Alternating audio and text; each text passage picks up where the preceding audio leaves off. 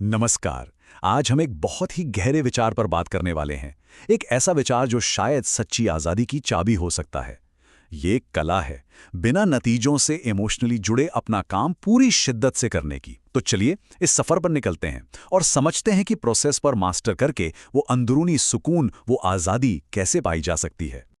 जरा 1 मिनट के लिए सोचिए, क्या हो अगर असल कंट्रोल मतलब असली काबू आउटकम पर हो ही ना, बल्कि प्रोसेस को मास्टर करने में हो। यही सवाल हमारी आज की पूरी बातचीत का, पूरी चर्चा का फाउंडेशन है। तो देखिए, अक्सर हम सब एक जाल में फंस जाते हैं, जिसे हम कह सकते हैं दी आउटकम ट्रैप। ये क्या होगा अगर वाली चिंता है ना, जो लगातार दिमाग में चलती रहती है। हम अपनी सेल्फ वर्थ, अपनी कीमत को बाहरी नतीजों से जोड़ देते हैं और एक तरह से उनके गुलाम बन जाते हैं। करण की कहानी इसका एक बेहतरीन उदाहरण है। सोचिए, उसके पास आइडियाज थे, सपने थे, टैलेंट भी था, पर वो हमेशा इंतजार करता रहा। किसका? सही समय का, परफेक्ट स्किल्स का, परफेक्ट कॉन्फिडेंस का। और वो दिन कभी आया ही नहीं। और जब दूसरे लोग फेल हो रहे थे, सीख रहे थे और बेहतर बन रहे थे, करण बस सोचता ही रह गया, वहीं का वहीं फंसा रहा। यही होता है जब हमारा सारा का सारा फोकस सिर्फ आउटकम पर होता है। ये हमें पैरालाइज कर देता है, आगे बढ़ने ही नहीं देता।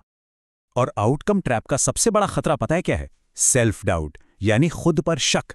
और सेल्फ डाउट का सबसे बड़ा नुकसान फेलियर नहीं है, नहीं, इसका सबसे बड़ा नुकसान है इनएक्शन, यानी कुछ ना करना। ये आपको कन्विंस कर लेता है कि भाई सेफ रहो, कुछ मत करो। लेकिन सेफ्टी ग्रोथ की सबसे बड़ी दुश्मन है। ये आपको गेम शुरू करने से पहले ही बाहर कर देती है। तो बात की जड़ यही है, जब हम नतीजों से, रिजल्ट से हद से ज्यादा जुड़ जाते हैं ना, तो दुनिया हमें रिजेक्ट करे उससे पहले ही हम खुद अपॉर्चुनिटीज को रिजेक्ट कर देते हैं। मतलब हार का डर हमें खेलने ही नहीं देता। अच्छा, तो अगर बाहरी नतीजों पर फोकस करना एक जाल है, तो फिर इसका हल क्या है? सॉल्यूशन कहाँ है? सॉल्यूशन अंदर से शुरू होता है। ये अपने अंदर एक मजबूत फाउंडेशन बनाने जैसा है। विश्वास का फाउंडेशन, सही माइंडसेट का फाउंडेशन, एक ऐसी नींव जो बाहर के दबावों से हिले नहीं। ये अपनी सोच को बदलने का एक बहुत पावरफुल तरीका है। रवि की कहानी याद है? वो पहले खुद से पूछता था, मैं ऐसा क्यों हूं? लेकिन फिर उसने सवाल बदल दिया। उसने पूछना शुरू किया, क्या हो अगर मैं अब भी इसे कर सकता हूं? यही है पॉइंट। कामयाबी अचीवमेंट से शुरू नहीं होती, वो यकीन से, बिलीव से शुरू होती है। अब देखिए, रवि को सेल्फ बिलीफ से तुरंत कामयाबी नहीं मिल गई, नहीं, पर उसे एक चीज मिली, बिना डरे ट्राई करने की इजाजत। यही तो करता है सेल्फ बिलीफ। ये प्रूफ मिलने से पहले ही एक्शन लेने के लिए फ्यूल देता है, और उसी एक्शन से धीरे धीरे स्किल बनती है, डिसिप्लिन आता है, मोमेंटम बनता है। ये असल में अपनी कोशिश पर भरोसा है, आउटकम पर नहीं। चलिए अब अमित और नेहा की कहानी को देखते हैं। अमित बहुत टैलेंटेड था, पर चैलेंजेस से भागता था। यह है फिक्स्ड माइंडसेट।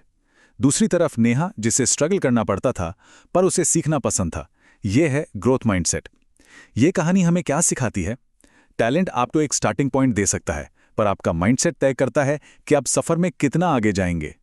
ग्रोथ माइंडसेट वाला इंसान गलतियों को फीडबैक की तरह देखता है, ना कि एक फाइनल जजमेंट की तरह। तो एक बार जब हमारा ये अंदरूनी फाउंडेशन, मतलब हमारा बिलीफ और माइंडसेट सही जगह पर आ जाता है, तब हम अपना फोकस उस चीज पर लगा सकते हैं जो असल में मैटर करती है, और वो है प्रोसेस पर भरोसा करना।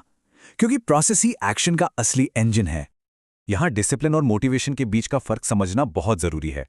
देखिए, मोटिवेशन जो कि एक इमोशन है, वो आपको सफर शुरू करने में मदद कर सकता है, लेकिन डिसिप्लिन जो एक कमिटमेंट है, वो सफर को पूरा करता है। मोटिवेशन आता जाता रहता है, टेम्परेरी है, डिसिप्लिन कंसिस्टेंट रहता है। जो इंसान प्रोसेस पर फोकस करता है, वो मोटिवेशन के मूड का इंतजार नहीं करता, वो एक डिसिप्लिन्ड प्रोसेस बनाता है। तो सवाल यह है कि ये डिसिप्लिन बनाएं कैसे? इसकी शुरुआत बहुत ही सिंपल प्रैक्टिकल स्टेप से होती है। सबसे पहले रोज की आदतों से शुरू करें। छोटे छोटे काम जो आप रोज कर सकते हैं, वही भविष्य को शेप देते हैं। दूसरा, हर दिन सिर्फ 1% बेहतर होने पे फोकस करें। वक्त के साथ ये कंपाउंडिंग एफर्ट बहुत बड़ा बदलाव लाता है।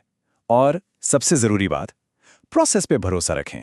भले ही ग्रोथ तुरंत ना दिखे, भरोसा रखें। चलिए इस 1% वाले आइडिया पर थोड़ा और सोचते हैं। ये इतना पावरफुल क्यों है? क्योंकि ये बड़े बड़े नतीजों का प्रेशर हटा देता है। गोल एक ही दिन में पहाड़ चढ़ना नहीं है। गोल बस इतना है कि आज कल से थोड़ा सा बेहतर हो। बस ये पूरी तरह से प्रोसेस पर फोकस करने के बारे में है, ना कि फाइनल आउटकम पर। और जब हम कंसिस्टेंटली प्रोसेस पर फोकस करते रहते हैं तो हमें मिलता है असली इनाम।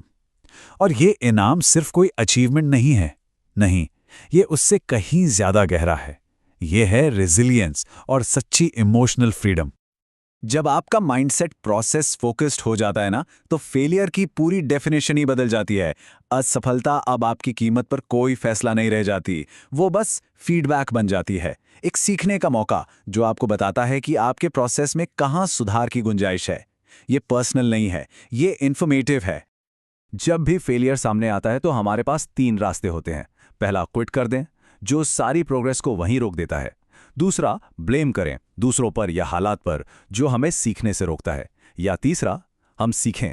जो इंसान प्रोसेस पर फोकस करता है वो हमेशा सीखने का रास्ता चुनता है। वो अपने प्रोसेस को बेहतर बनाता है और पहले से ज्यादा मजबूत होकर वापस आता है। तो इससे ये साफ हो जाता है कि रेजिलियंस कोई इनबिल्ट क्वालिटी नहीं है, ये एक प्रोसेस है। देखिए, कोई मुश्किल आती है, आप उसे बिना जज किए एक्सेप्ट करते हैं। फिर आप खुद से पूछते हैं, इससे मैं क्या सीख सकता हूं? उस फीडबैक के आधार पर आप अपने प्रोसेस को एडजस्ट करते हैं और फिर नई समझ के साथ दोबारा एक्शन में लग जाते हैं। रेजिलियंस गिरने से बचना नहीं है, बल्कि वापस उठने के प्रोसेस को मास्टर करना है। और आखिर में ये सारी चीजें मिलकर हमें मेंटल फ्रीडम तक पहुंचाती हैं। ये आज़ादी कैसे बनती है? उम्मीदों को जाने देने से, खुद की जिम्मेदारी लेने से, इमोशनल कंट्रोल डेवलप करने से और अपने प्रोसेस पर भरोसा करने से। ये आज़ादी बाहर से, नतीजों से नहीं मिलती, इसे अंदर से बनाया जाता है। तो जाते जाते ये सवाल मैं आप सबके लिए छोड़ रहा हूं। सच्ची आज़ादी का मतलब क्या है? क्या इसका मतलब नतीजों को कंट्रोल करना है, या फिर नतीजों की परवाह किए बिना अपनी पूरी काबिलियत से काम करने की अंदरूनी आज़ादी? इस पर सोचिएगा ज़रूर। हमारे साथ जुड़ने के लिए बहुत बहुत शुक्रिया।